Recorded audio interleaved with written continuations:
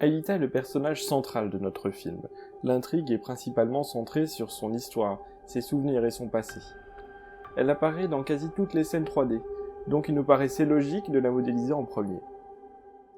On s'est vraiment appliqué sur la modélisation d'Aelita pour avoir le modèle le plus proche de la série. On voulait être libre sur les valeurs de plan. Si on avait besoin d'un gros plan, par exemple, il fallait pas qu'on se dise « c'est pas possible, le modèle est pas terrible ». Il fallait qu'elle soit convaincante, de près comme de loin. Et la vraie question, c'était de savoir comment faire. Déjà, le plus important pour nous, c'était de respecter le plus possible les proportions du personnage. Quelle taille fait la tête par rapport au corps, les bras par rapport aux jambes, ou bien quel est le volume de ses cheveux.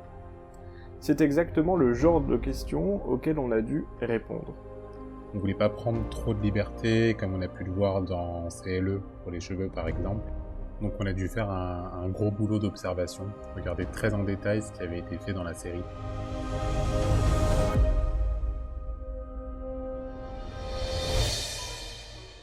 Les créateurs de la série ont conçu 2 modèles 3D pour Aelita. On en a un pour les saisons 1 à 3 et un autre pour la saison 4. Si on regarde bien, on se rend compte qu'Aelita a tout de même été légèrement modifiée entre la saison 1 et les saisons 2 et 3. Par exemple, sa boucle d'oreille a été déplacée.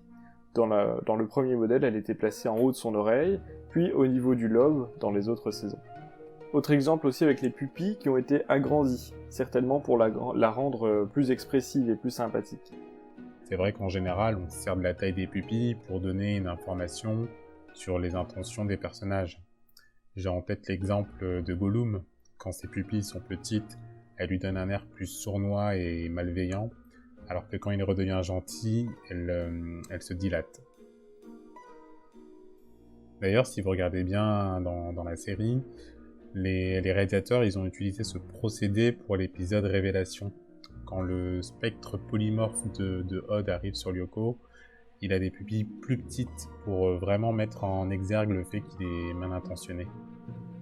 Quand on a commencé à réfléchir aux scènes 3D, on a d'abord cherché à obtenir les modèles originaux de la série.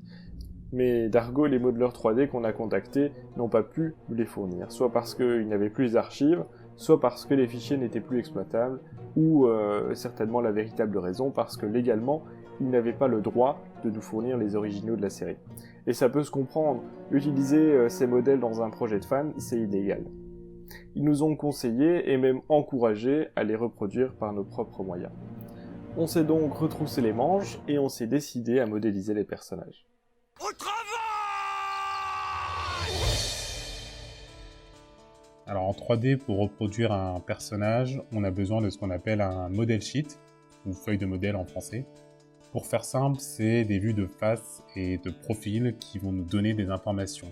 Du style, les proportions à respecter, l'emplacement des éléments du visage, comme les yeux, les oreilles.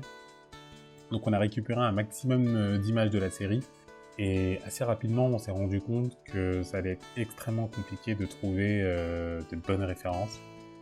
Alors ça fonctionne pas du premier coup parce que toutes les images ne sont pas forcément bonnes à prendre. Parfois on a la focale de la caméra qui va déformer énormément les modèles et ça rend les modèles sheets inutilisables. Ou d'autres fois ça va être l'expression d'Aelita par exemple qui va être trop prononcée pour être exploitée. Pour avoir un bon modèle sheet, l'idée c'est quand même d'avoir un visage avec une expression assez neutre. Pour être honnête, trouver les bonnes références dans la série... C'est pire que de chercher des idées dans le cerveau de Jim. On a créé plusieurs versions d'Aelita avant d'arriver au modèle qu'on vous dévoile aujourd'hui. Au moins 5 modèles, si ce n'est plus. Ça a pris du temps, mais c'était nécessaire. Toutes ces versions nous ont permis d'en apprendre plus sur la manière de modéliser, et c'est comme ça qu'on a pu s'améliorer. En tout cas, si on a un message à faire passer à une personne qui se lancerait dans la 3D, c'est de persévérer, encore et encore. En 3D, c'est normal de ne pas être convaincu par son premier essai de modélisation. Mais plus on recommence, et plus on corrige les imperfections. La vraie question, c'est juste de savoir quand s'arrêter. C'est sûr qu'une nouvelle version de notre modèle d'Aelita serait encore plus fidèle au modèle de la série.